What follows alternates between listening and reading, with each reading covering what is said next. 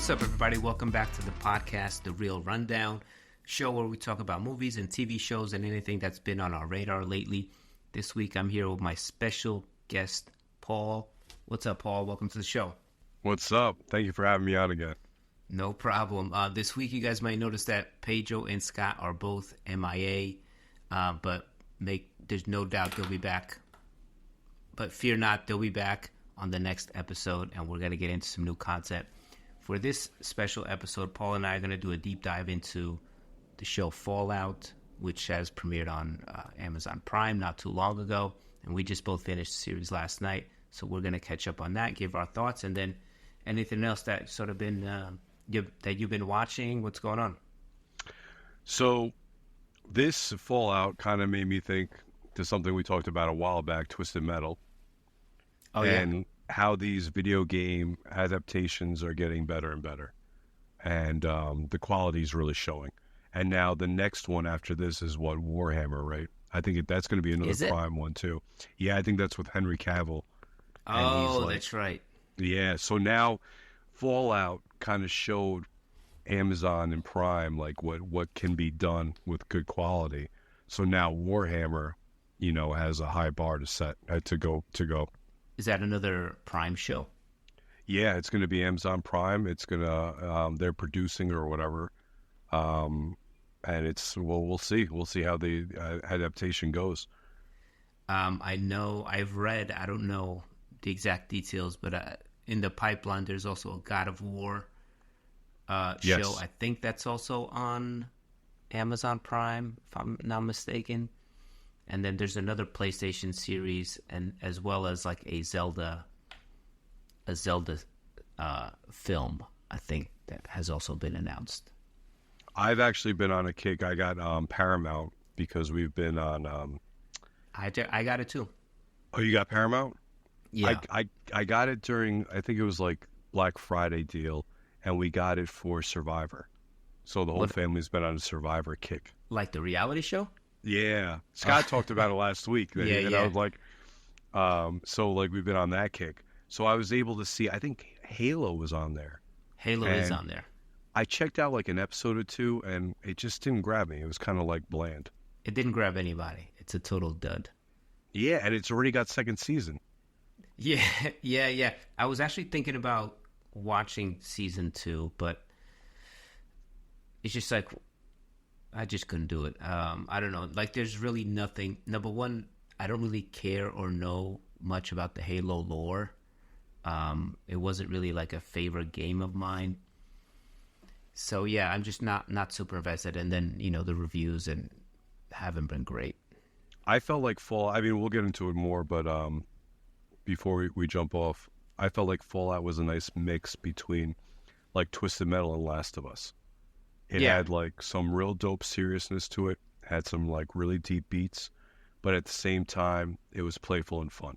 And Twisted Metal was just like solely playful and fun, and Last of Us was super deep and like, suspenseful. So I think Fallout was a really good blend of the two like that. But other things before we get into Fallout, man, so you went to go see Civil War. What'd you think? I saw Civil War. I saw it on opening night, which I wouldn't be able to tell you the last film I saw on opening night.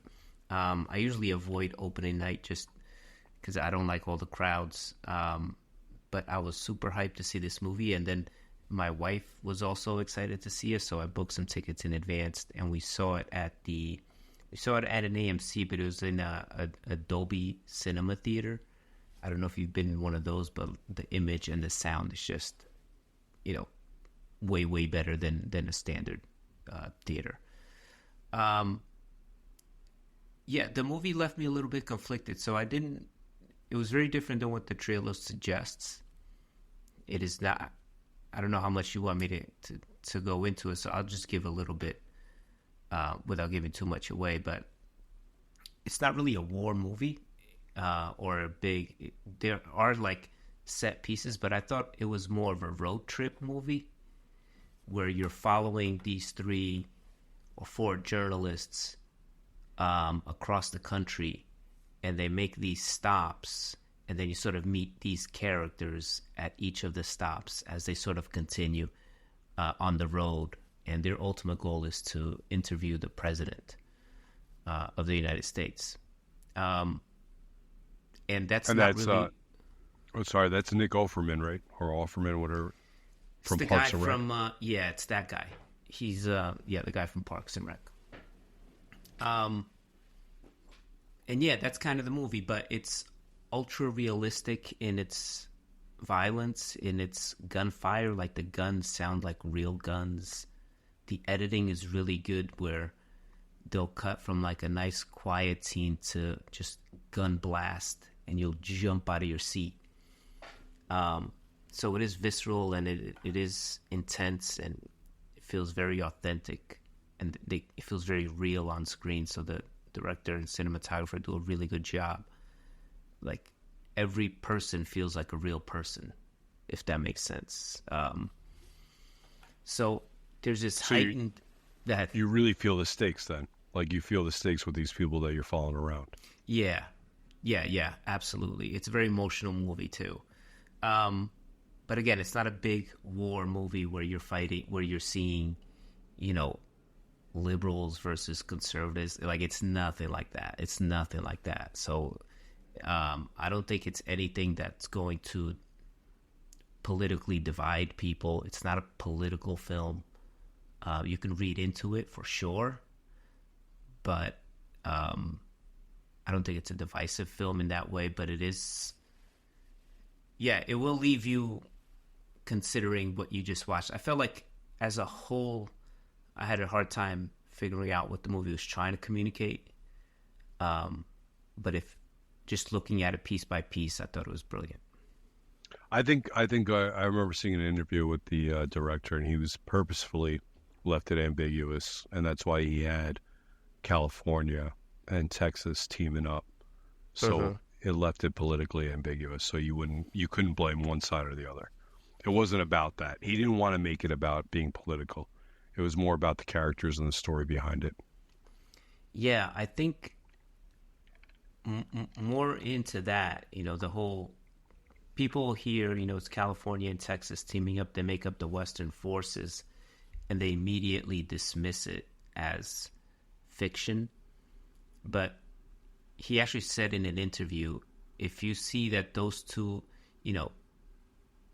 in the film, the country is in such a state where the president is so bad that those two states, with all the differences, are able to come together. And if you can't imagine a world where California and Texas ever come together, then that's the problem. Yeah. Wow, that's a big message. So I thought that was cool. The movie's cool. Like, in all of the scenes, you rarely know who's fighting who and what they're fighting for, and like, you don't really know. You're just in the moment. There's literally a scene where the guy's like, it's a sniper trying to kill another sniper, and the reporter is there with him, and he's like, who are you guys with? Who's giving you the orders? And he's like, I'm a guy, I'm trying to kill that guy, and he's trying to kill me. And like, so they leave it ambiguous in that way. They do hint at some things, but it's very subtle, and it just leaves it up to your imagination how you want to interpret.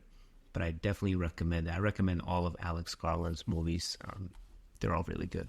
What were some of his other movies? Well, he wrote 28 Days Later. Okay. This was an A24 movie, right?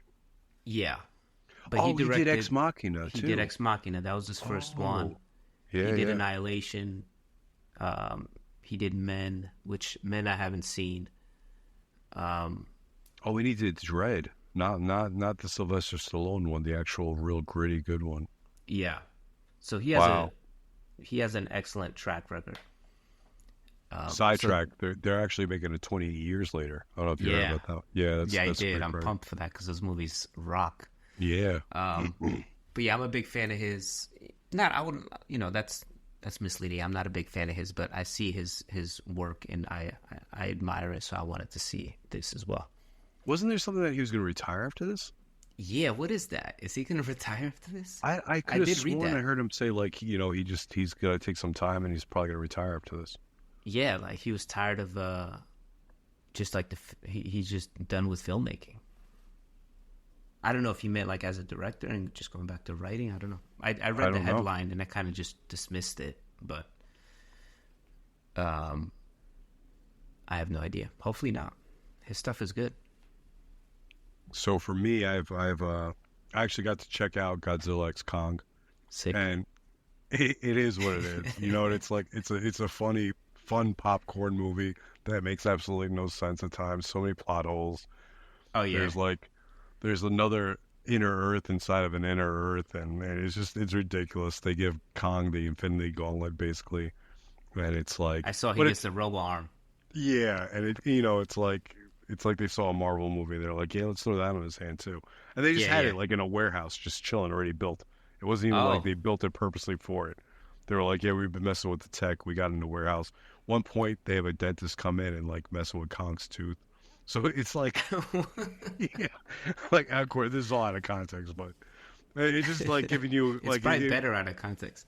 and I'm a Godzilla fan, so like I'm not a big Kong fan. I like Godzilla, and I had the pleasure of actually seeing Godzilla -1 in the theater, and that was super intense. Like that reminded me of the 2014 Godzilla, where it was like just little snippets and taste of Godzilla until the big reveal, and that built Yeah, up yeah. the anxiety and the anticipation.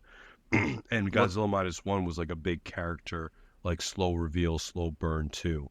That it was a really great movie. Yeah, I felt like that movie was more like about the characters, and Godzilla is just some terror happening in the background. And You know? Godzilla wasn't like an anti-hero like they tried to make him out in this movie. He was Oh just yeah, straight yeah. up. He didn't care, you know, Right, like he was. Yeah, and like you were saying with Civil War, like you kind of felt the stakes with these people. You were following them around.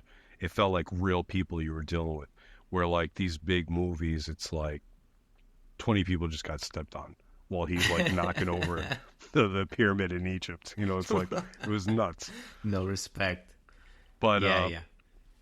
huge contrast. So I'm a father, right? And I got my daughter, and a huge contrast of things that we watched this weekend. So all those big Bluey fans out there, Bluey had like Bluey's a big like popular kids show, Yeah. and they just released their super like long episode that actually might be the show's finale. I heard that Um, because they announced like he's moving or something. I don't know anything about this. I don't even remember how this got on my radar. I think the creators and the writers are just like it's a super popular show, and they're just overbaked. They're overworked, and they just need a break. So they're Okay. going on like an extended hiatus. So this was going to be a big like. Usually the episodes are like 7 minutes long. This was like a half an hour episode. Wow. But like the wholeness and goodness of that, and then in the same week, me and my daughter watched X-Men '97. The last episode. Did you Oh, check she that watches out? that?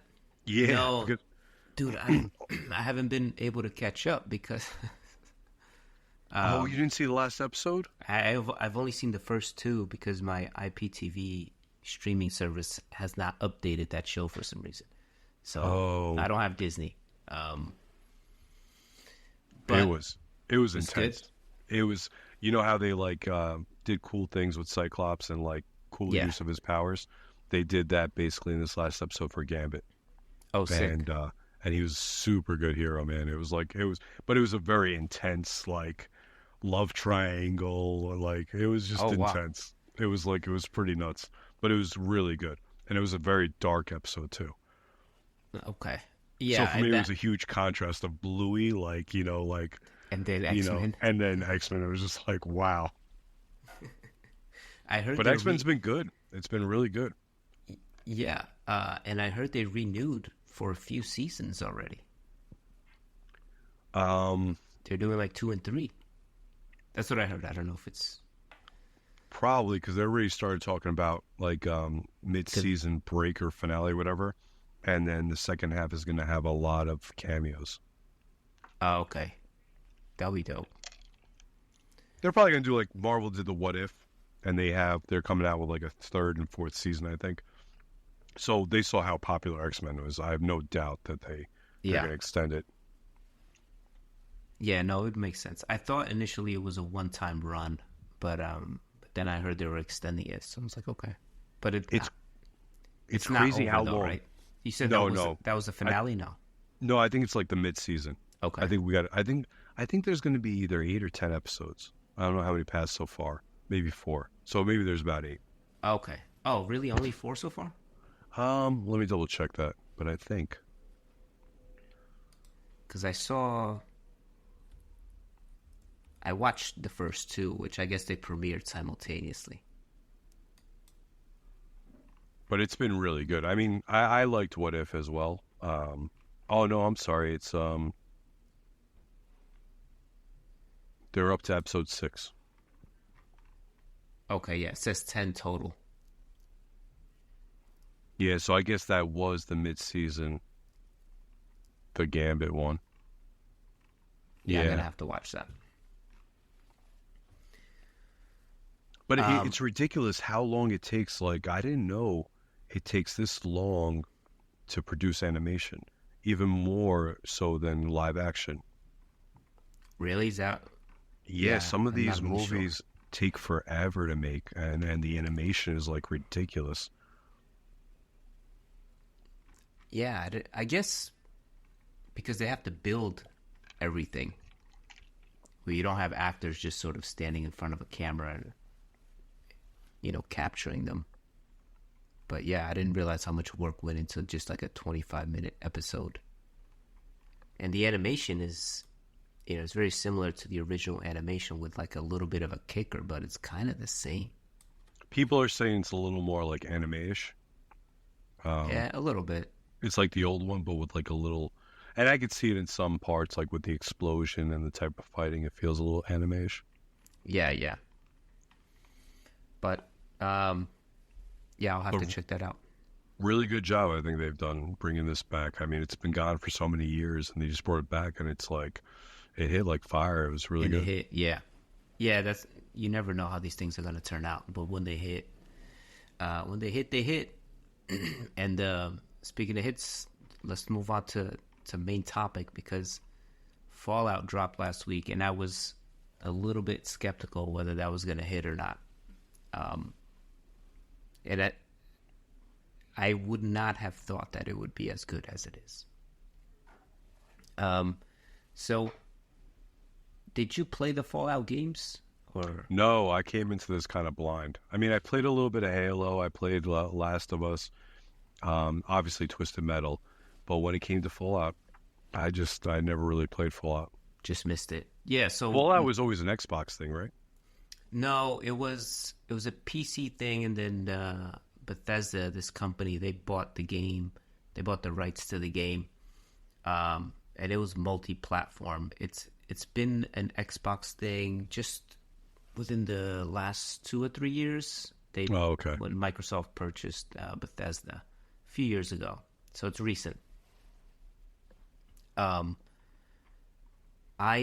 got into it back in 2009. I played Fallout 3, and then I've played all of them since then. But Fallout 3 and Fallout New Vegas are really good, and Fallout 4 not so much. But New Vegas is probably one of my top favorite games of all time.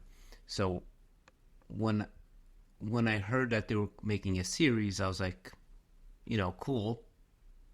Let's see what happens, because video game series, like, they're very hit or miss, usually miss. And then Jonathan Nolan was attached, which is great. But I was still a little skeptical. I didn't love what I saw in the trailers. I thought it was fine. And then, I don't know, I just, going into it, I saw the first episode, and it was just okay for me. I think I sent you a message on our TV chat, and I was like, yeah, this is solid. Like, it's okay. I wasn't blown away by the first episode. And I think partly is because they were doing a lot of story building and character development. It's just slow paced, and we're stuck in the vault for most of it, if not all of it. So I thought it was okay. What was your expectations kind of going into it, and then how did the first episode hit? We touched on it before. I thought it was going to be more like Twisted Metal. And now I think that these video game adaptations have been like on an upswing. I mean, look at Sonic. Yeah. I mean, Part 3 is about to come out. They're going to come out with Knuckles on Paramount. That Oh series. yeah. And it's like, they've been doing a good job. But I thought it was going to be a little bit more like Twisted Metal. That first episode, to me, it's funny because I saw it differently. It really grabbed me because of the Cooper character and seeing his backstory, and then kind of knowing that actor because I like that actor, Yeah, he's great. and knowing that he was also the Ghoul, and like Right. how did he get to that point? So right there, you're kind of like locked in and like, oh man, I need to know how he got from this to that, you know? Yeah, yeah. I think for me, that first episode is like the first chapter of those video games where you start off in the vault and you get maybe a little backstory and then there's a minor plot twist and then you go outside the vault. And that's kind of what happened here. Were you satisfied with like the little Easter eggs to the game and stuff? I haven't played it. Yeah, yeah. I mean, I thought they did the Easter eggs really well. So the whole Fallout world is so expansive, it's so big that it's hard to call out Easter eggs because they're everywhere. The whole world is an Easter egg. Unlike a show like Twisted Metal, for example, that takes place in this world, but it's a different adaptation, so there's more Easter eggs in that game, more obvious Easter eggs in that show, I think, because it's based in like a fictional world, but they're adapting the characters into this other kind of world, whereas like Fallout is Fallout, and like here's the real Fallout in real life. I thought it was a little bit different, but I think the use of, I guess if you want to call them Easter eggs, let's just say like the gaming elements part of it. I think in the first episode, you see one of the raiders, the bad guys that come in and start killing everybody. He has like a little pump that he inhales. I don't know if you notice it. It's not noticeable, but he pumps it before he attacks somebody. And so that's called a jet. You pick it up in the video game and it gives you like an attack boost for like 10 seconds. So before you're about to get into beef, you take one of those. The stuff that, I say you screenshot of the computer hacking, the way they take the stem packs, which is the needle that heals you, the little Pip-Boy, the wrist gadget that they all carry, and even in the episode where the Ghoul pretty much kills all the bad guys in Philly, and they like start splattering. So that's a nod to the video game as well. That's called a perk. So you can like have a perk that anytime you kill someone, their body just like gets blown to pieces. That's called like the bloody mess perk or something like that. But I thought all the video game references, they used them in a way that, they weren't really winking at the audience. And I thought that was really smart. They use it in a way that was more respectful.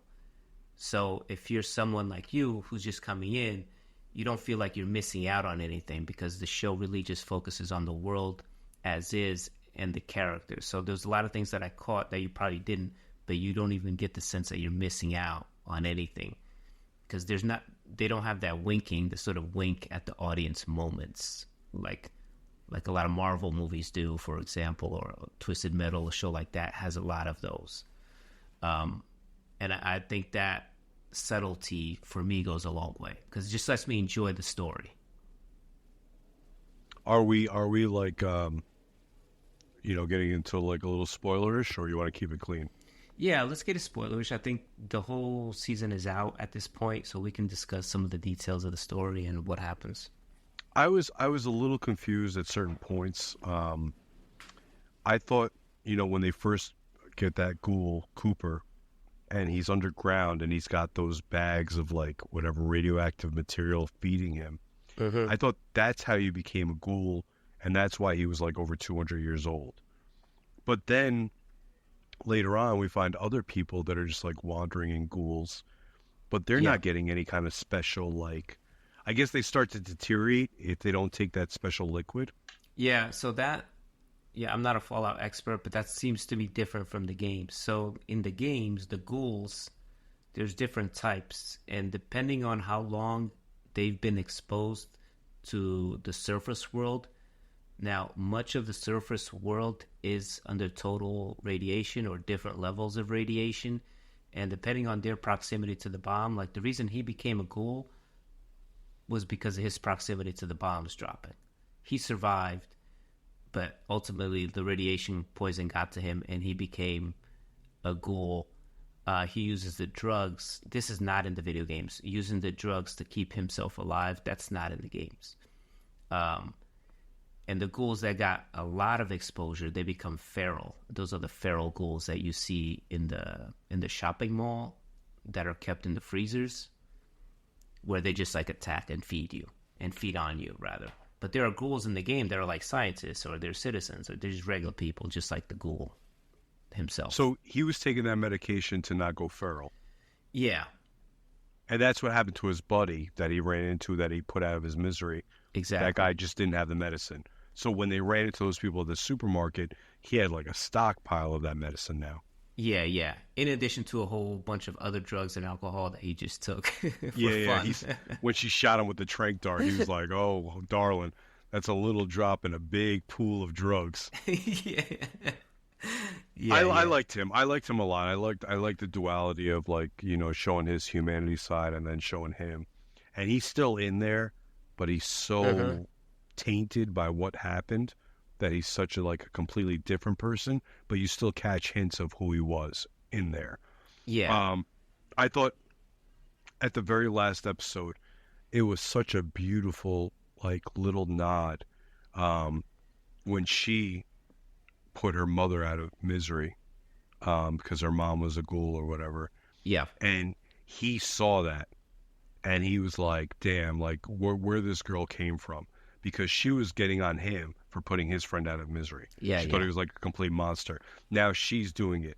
So he had that look of kind of being proud, oh man, she's grown up. But also at the same point, disappointed that, damn, this is what she has to do now.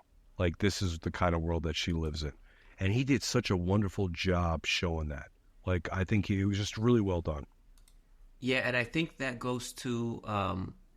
I think it was the first or second episode where, the scientist whose heads they ultimately take, he questions that about her. He basically says, are you going to be the same person and want the same things after you've been up here for a while? So that's when that moment, in addition to what you're saying with the ghoul, that moment also comes back where that's character development, obviously, so... But it's just a nice way to do it and tie it into the main plot. And she was really good. Coop was really good. The one who got me, man, and I really enjoyed watching. No, I enjoyed it. Oh. Yeah, I thought he did a standout job. Was the kid that played Maximus? Yeah, I think I didn't like his character, but I just thought his acting was just on another level. Yeah, right?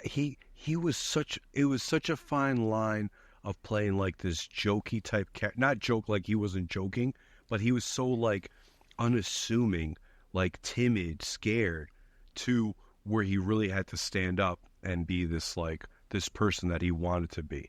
He played it so well. Man, I was blown away by this guy that played Maximus. I thought he did a wonderful job. And every time he was on screen, and the way he talked, to me, so I love comics, right? So to me, he was like Clark Kent and Superman, but he played the Clark Kent so well. When he talked to her, when he was really, when he was fanboying in the suit, and he was super juiced, and then when it would his colors showed, and he knew how to control it that well, and he's messing up left and right, he just did I was really blown away. That guy who played Maximus did a wonderful job. Yeah, I agree. He didn't have a very likable character to start for the first couple episodes. But you do kind of... I think a good turnaround point was where he meets his... is it a scribe? What do you call those guys? Oh, yeah, I think it's scribe or something that's assigned to him. Yeah, where it was the guy who was initially bullying him. And he Yeah. confesses, he's like, yeah, when I first got there, everybody was kicking my ass. And then there's a new guy that came and I got them to kick his ass. And like, he's just talking about how bad he felt for doing Yeah. that. And Maximus kind of begins to open up and they have a really funny relationship. Like, they have really funny scenes together. And then when he takes off the armor, you know, that relationship goes awry. But I think that was a good turning point for Maximus's character, and in terms of just like his likability on screen, and like allowing him to go forward and just see it with the audience seeing another side of him. Yeah, I think that he definitely had a bunch of these choices where he could have gone left or right, and he started making the right choices. He started doing what was good. But there's confusion again. The scribe, right? So the scribe got his foot stepped on. Squire, that's what it is. Squire. He got his foot stepped on. That was hilarious. That weird vampire-ish like doctor with the medicine gave him something, and that thing that he gave him turned him into a ghoul. Yeah. So it's that's what's confusing about this. Yeah, so he gave, I don't know what that is again, like that's not in the game. The game has so much like weird science and experimentation and crazy stuff in it that this, although it's not in the game, it feels canon to the game. Yeah, so he gives him this medicine that basically turns him into a ghoul. It heals his foot immediately. Also, like that shot when he first takes off his boot and his toe is like dangling. Yeah. I was like, holy shit. But yeah, and then he gets shot in the neck with an arrow, and he's like, how the hell am I still alive? And then they say, well, you just that guy turned you into a ghoul. Yeah, I guess, you know, they can kind of take liberty with those kind of things in the show. And there was another part too that I was really confused on. So I had no idea what going into this, what was going on at first. You know, it took me like a couple episodes to like get my footing. And then by the time like the big reveal happened with the corporations, I was just starting to understand what was going on. So it was kind of like a surprise to me. But what threw me is, so I know that they initiated the bombing, right? It's implied, yeah. It's implied that, well, they were saying at the board, like, you know, we have a way to make sure that our right. shareholders make money. Now, when they did that, that was around the time of Coop, when he was normal. Now, Coop's been alive for 200 years. The other guy, the girl's father, Lucy, her father, was like an employee at the Fallout, one of the shelters, right? Yeah. Vault-Tec. Now, he was put into cryo, so that's why he's alive right now. And Lucy was his daughter when he came out of cryo. Now, Coop, he's been like hibernating with the medicine, that's why he's still alive. What about the kid? The kid Maximus was a little kid when the bomb went off. Was there a second series of bombings? Is that what killed her mom? Yes. I think that's what they meant, was that when the mom left the vault and went out and they rebuilt Shady Sands, I guess with this technology, they had electricity, they had like a town. Lucy's dad wanted to basically not have a competitor. Their whole thing is about like whoever controls this energy controls everything, controls the world. So in an effort to sort of take that back, my understanding is they bombed that town and, you know, took back the technology. But yeah, I agree with you. I was a little confused about that. So there was two. And it's not just like a new form of energy. They're talking about straight up cold fusion. They're talking about cold fusion. And so there was a series of bombs that started this all up to get people, because I know they were talking about during the peace treaties. And at first I thought they were going to attack the peace treaty to break that up. But they didn't care if the peace treaty went through or not, because they were going to drop a bomb either way. Right. That forced people into the shelters. All those different corporations that were working with Vault-Tec were going to get their own vaults and be able to do whatever experiments they want on those vaults. And then I guess the dad, working with Vault-Tec, had access to like a nuke. And so when the mom bounced, and then he did this, and then Maximus was in that town where the mom was, and he just happened to be in the refrigerator, Indiana Jones style, and he got saved. Yeah. I mean, in the game there are additional nukes, so I wouldn't be surprised. But yeah, it did feel a little bit. It did confuse me in terms of the timeline, because I was like, wait, they just blew this up recently or 200 years ago?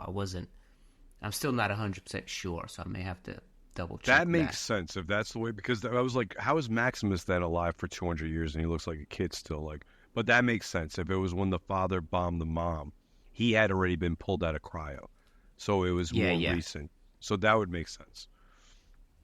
So and the other thing too that was like a little plot hole for me was them walking around, and I guess the Earth is no longer, it doesn't have radiation all over the place. It's not all over, but many places have radiation. And they made a good point where she drank the water. She got radiation poisoning. Yep. Because the water was radiated. Was poisoned. Yeah. And then Maximus gives her Radaway, which is like, again, in the game, when you get poisoned or your radiation levels get too high, Radaway will take that down. So that was also something cool from the game itself. They do that a lot, where they incorporate the gaming elements like seamlessly into the show. Again, without drawing so much attention to it, but it's just, we're kind of like the audience just accepts it. I thought that was a nice touch there. I thought that scene where the Raiders came in so the Raiders are kind of like what kicked the whole thing off, because if the Raiders never got into Vault 31, none of this would have been exposed, and Lucy would have never left the vault. And that scene where the Raiders came in, because the Raiders really, by doing what they did, exposed the shenanigans that was going on in Vault 31 to that kid, the son. My understanding was that woman, Moldover, she had Lucy's mom's Pip-Boy let the Raiders in, and they created all the chaos so that they can then sort of like reset, if that makes sense. And also grab the father for the codes for the cold fusion. Right. Once the father was gone, I mean, because you're right. So they wanted Hank for the codes, for the cold fusion. And then that made Vault 33 kind of like, it forced them to sort of reset what was going on down there. And then, so when they would do the great trade, and they would trade somebody from Vault 31 to Vault 33, that was them uncryoing somebody that was in management at Vault-Tec in the past. Yep. Gotcha. And that's why when the son was going through the computer and he was seeing, and it was always the last person in charge was from Vault 33 that transferred from Vault 31 that transferred to Vault 33. Yeah, well, in the records, it was actually Vault 32. Vault 31 was never even mentioned, but that was the actual vault where things were coming from. Gotcha. Right? Because the brain, who's that guy Bud, he was the one that was releasing the cryo bodies. They would move into Vault 33, and ultimately that person would become the overseer, which is the person in charge. And they would use Vault 33 as a breeding pool. And the blonde chick that had the fork stabbed in her eye, she came from Vault 31. She was management at one point. Yeah. So she knew what was going on. She did know what was going on, yeah. I'm curious about her story. We didn't really learn much about her. Yeah, because like at first, I thought she was an ally the way she was talking to Hank's son. The brother, yeah. And then she was just, I don't know, she was like a mystery. And then you found out that she actually came from that vault. So she had to be management as well. And that fight scene was like amazing. Like it was pretty like... pretty brutal. Well, good. It was brutal. It was good. Yeah. And the Jello. What's up with them in the Jello? Is that part of the video game too? No, I think. Yeah, I don't know what's up with the Jello. And then I think ultimately, I think her name is Betty.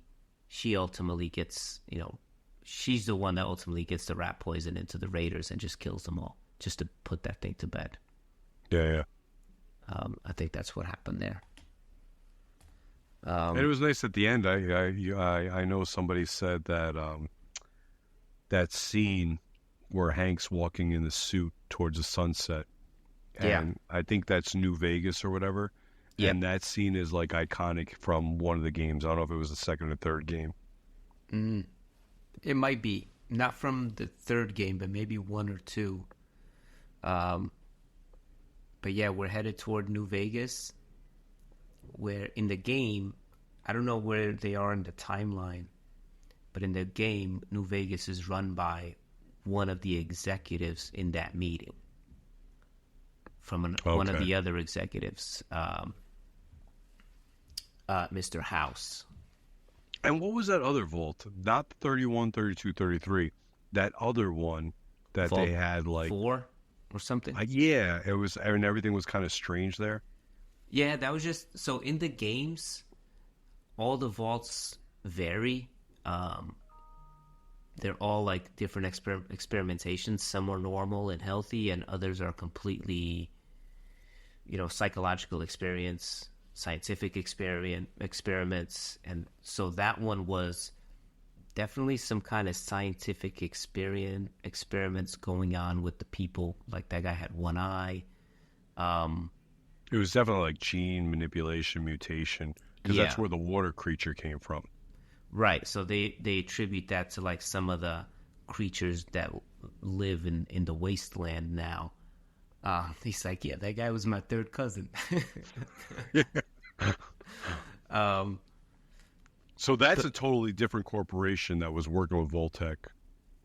That could be. Got their set of yeah, but like you don't in the games. You don't get any of the backstory. Any of the backstory might come from just like computer logs that you have to sit there and read. And some of them have messages from like, from the overseer to this person, and you have to read all the messages back and forth, sort of put the puzzle together, see what happened there. Others have, very little information, and you kind of have to just guess on what happened there. Maybe you show up and people are just dead. Like they showed up in Vault 32 and everyone was just dead, and it said like death to management. You don't really know what happens, but every vault is different. Some of them are extremely dangerous. Others are, they're good for looting. You go in there, you find weapons, you find health, or find whatever. So that's a cool element in the game is when you find these vaults, you don't really know what to expect inside from the society that either lives there or used to live there, or.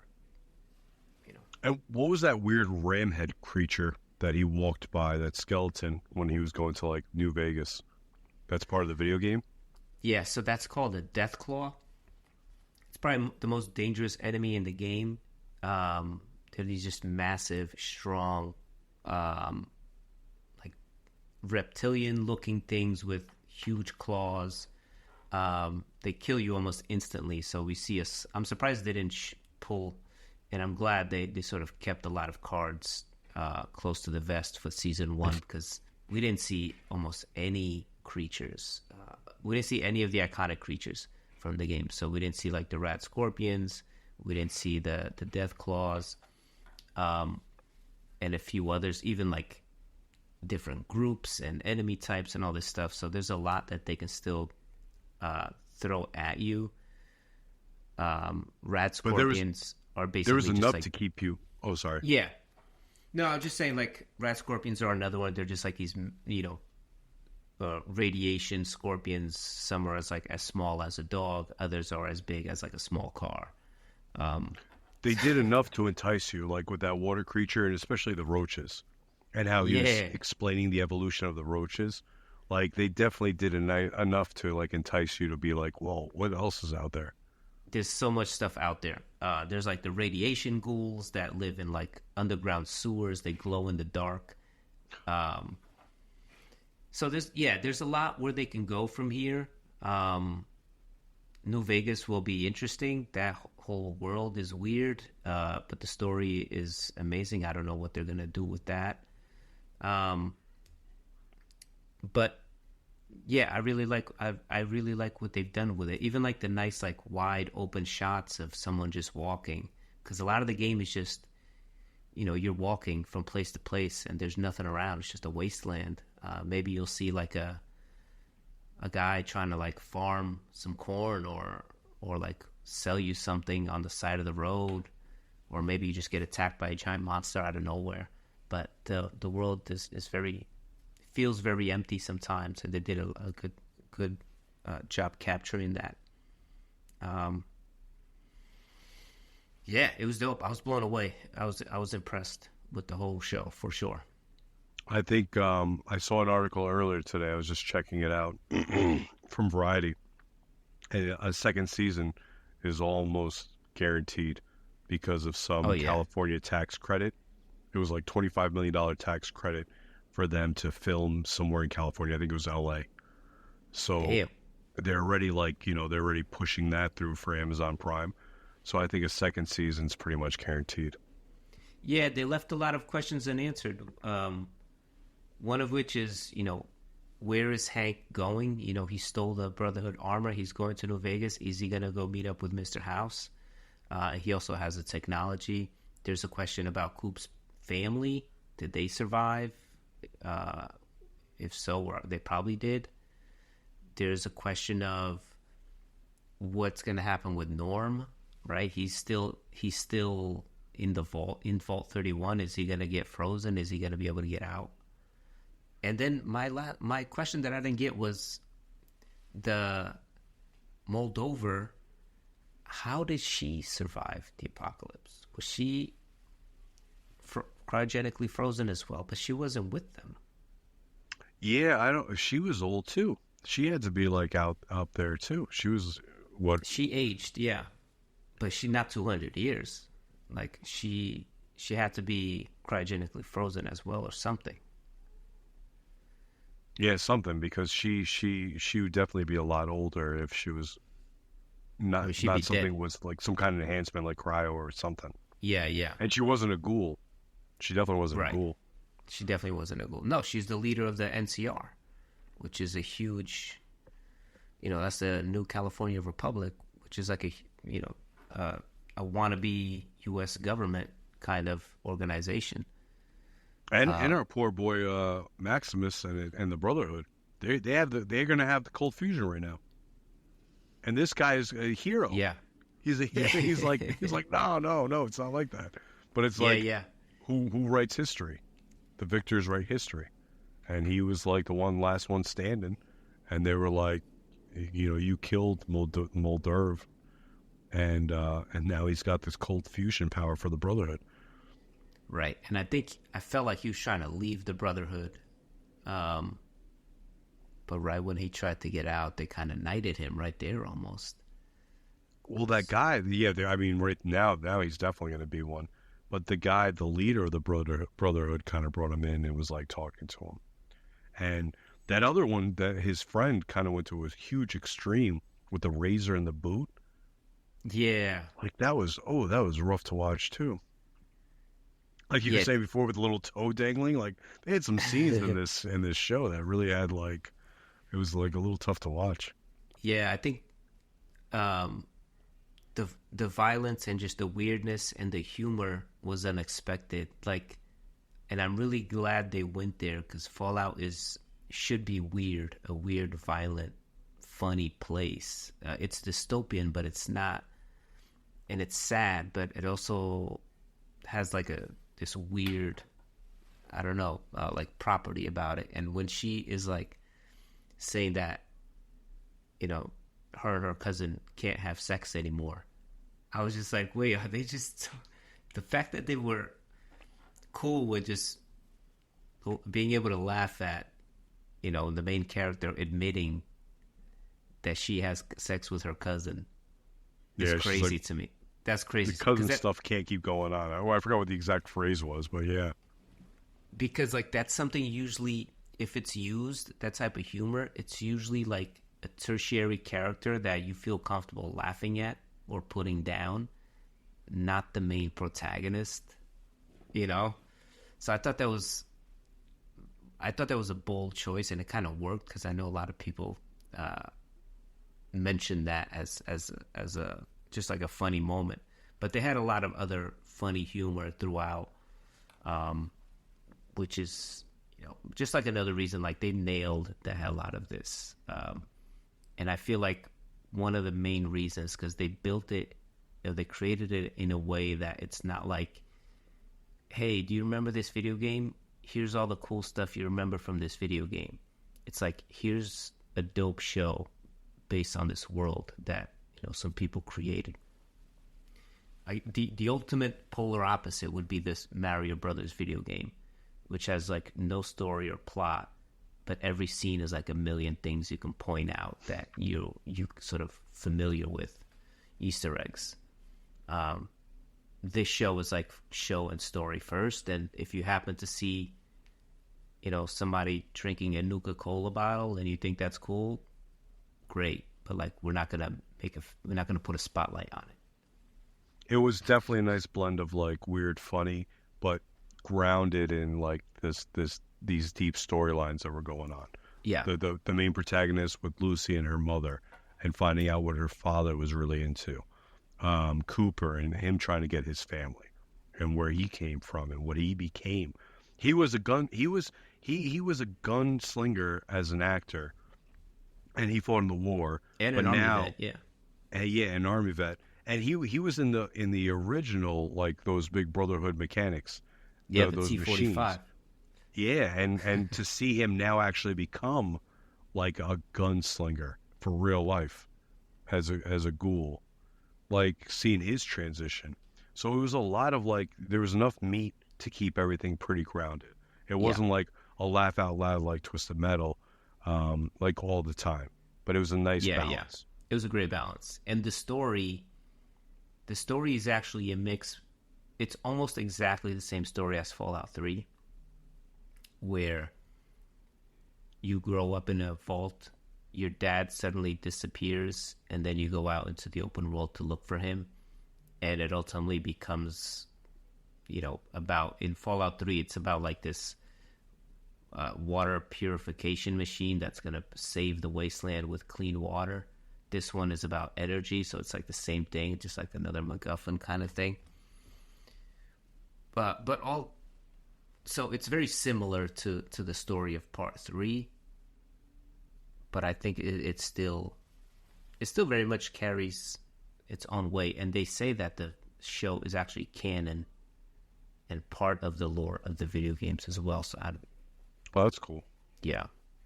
It had some really heartfelt moments, like Norm, you know, early on in the season when she was like, why don't you come with me?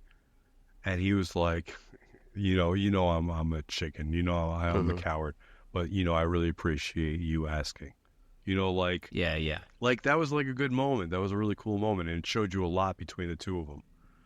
Like they had a lot of good like writing in there, that said a lot with very little.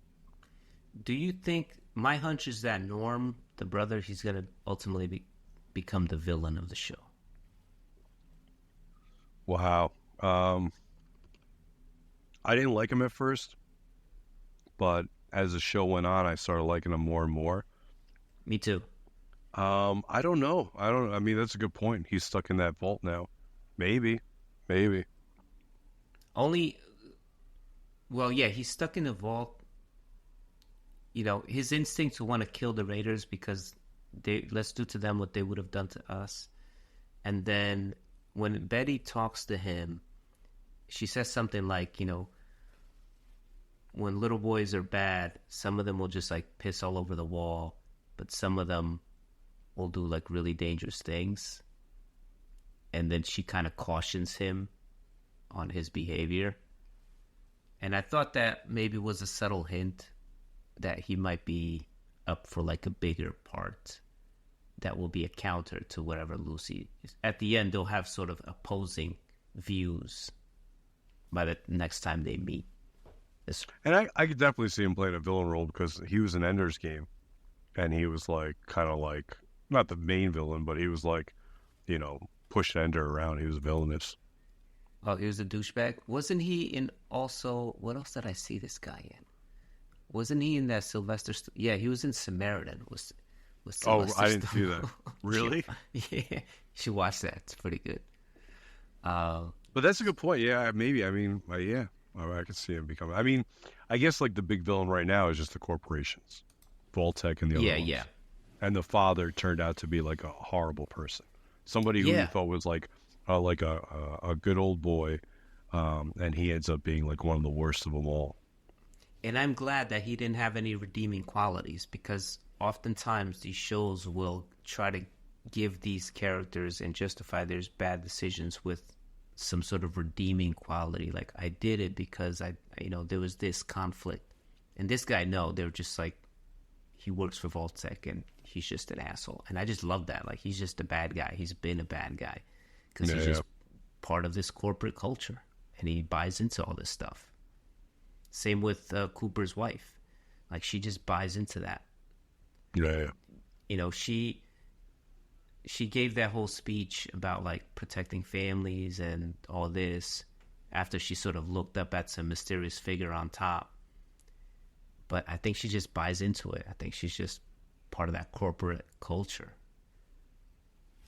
It's crazy that the whole thing behind it was just to make money for the shareholders. Like that was I know, yeah, it's pretty extreme, but time. Time is the biggest weapon, but time is also the greatest ally. It was like such a good use of that. It was really good. yeah. All right, we'll leave it there. Any final thoughts?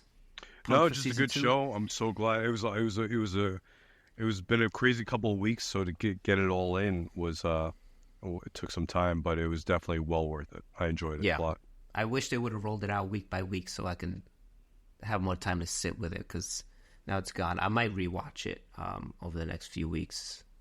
But yeah, all right. We'll leave it there, guys. Thank you for tuning in, and we'll be back next week. Peace. Peace.